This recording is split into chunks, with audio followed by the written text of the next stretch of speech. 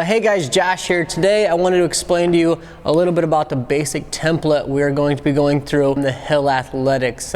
This program is developed for any sport-specific athlete to be able to come in here, work on some issues they may be having, whether it be strength issues, performance issues, or injury prevention issues. Every day will be consistently different, but focusing on developing those sport-specific skills. So that basic template is going to look like the following. We're going to come in here and we're going to hit a generalized warm-up right off the bat just to get that heart rate increased, body temperature increased, blood flow, and then also get those joints moving and functioning properly to carry on throughout the rest of that workout. Also, we're going to use this time to just get in tune with our bodies. We are very active individuals if we're coming in here already pre-existing playing a sport, so we need to know how our bodies react to getting warm and being warm and performing at a certain degree. After we get warmed up, we're going to move on to a sport-specific type of warm-up. We're going to break this down into two kind of athletes right now,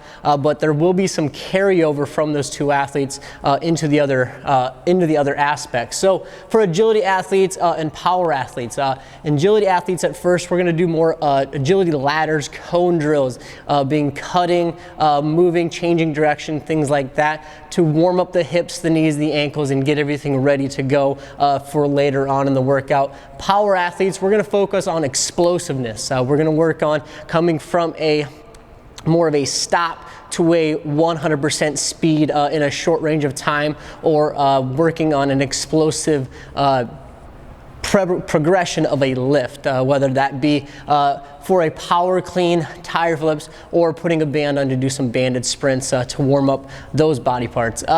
Moving on, sport-specific skill, moving to that, the focus will be to develop skill vital to performance and injury prevention.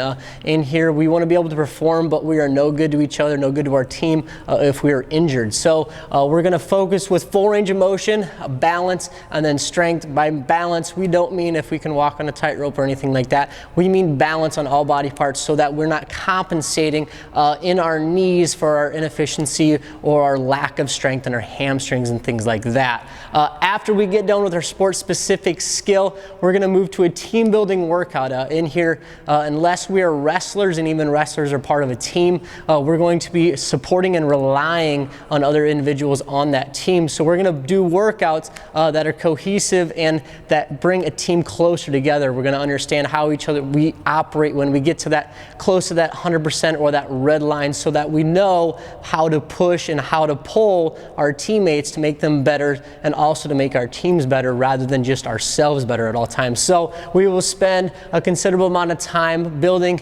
and focusing on building our teams up as well.